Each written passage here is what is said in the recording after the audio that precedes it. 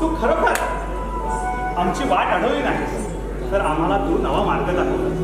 पण कान्हा, मला आज या रसिक प्रेक्षकांना काहीतरी सांगायचं आहे. म्हणजे रसिक प्रेक्षक हे तुम्ही शांत चित्ताने ऐका. हा विषय थोडा खोल आहे, तेवढा कडू तितकाच सत्य सुद्धा.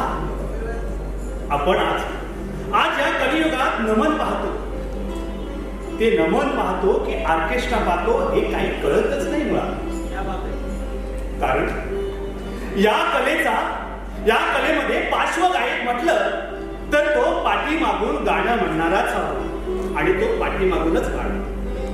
पण आजकाल या नमनामध्ये अक्षरशः तो पार्श्वगायक या रंगमंचावर उभा राहून गाणं गातो. हा नमन आहे की ऑर्केस्ट्रा आहे हेच काही आम्हा रसिक प्रेक्षकांना कळत नाही. परंतु याला कारणीभूत मी आणि तुम्ही सारेच आहोत. आपल्या फरमाईशी असतात. 100 रुपये घेऊन 200 रुपये देऊन त्या पार्श्वगायकाला अक्षरशः रंगमंचावरती गाणं म्हणण्यासाठी बोलवलं जातं. मी एक विनंती करते, ही लोककला आहे, ही लोककला जपा. विषय दुसरा,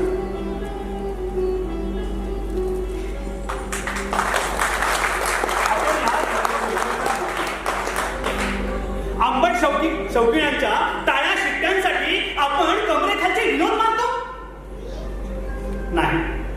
टाळ्या शिट्ट्या मिळवायला कलाकार आपल्या कलेची दाद मागत असतो आणि त्यासाठी आपण अक्षरशः रसिकांच्या हृदयात जाऊन कसं जाऊ याच्यात लक्ष असावं. कमरेखालचे विनोद मारून नाही. माझ्यासारख्या बाईला या नाट्यगृहातून मान खालून बसावं लागतं आणि त्या रंगमंचातून बाहेर जावं लागतं. या कलेपासून माझ्यासारख्या महिला या कलेला वंचित राहिल्या आहेत आणि त्या जर टिकवायच्या असतील तर आपल्याला खरोखरच काहीतरी बदलावं लागेल. आता हेच बघा ना,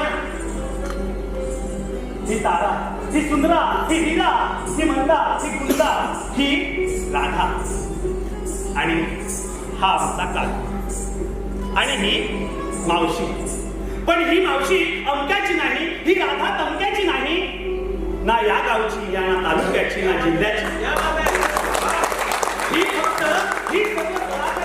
फक्त गोकुळच्या आहे, गोकुळची. रक्ताचं पाणी करून रात्रंदिवस रिहर्सल करून ही आपली कला सादर करत असतात. मग सांगा ना, आज रवींद्र भटकर आहे, नमन लोककला संस्था आपल्याला कलाकाराला मानधन मिळावं म्हणून तो माणूस रात्रंदिवस झटत आहे. आपल्या खिशाला कैची मारून तो स्वतः आपल्या सर्व कलाकारांना जिवंत करण्यासाठी सरकार दरबारी मानधन मिळण्यासाठी झटतोय. आणि आपण काय करतोय तर त्या लोककलेला कुठेतरी पाठी खेचतोय. तर रसिक प्रेक्षकांनो, माझं एकच विनंती आहे आपणास की यासाठी तुमचं सहकार्य हवं. आमच्यासारख्या कलाकारांना नक्कीच प्रोत्साहन द्या, पण या कलेला वाचवा, कलेचा विस्तार करा. एवढंच सांगते. धन्यवाद. देवा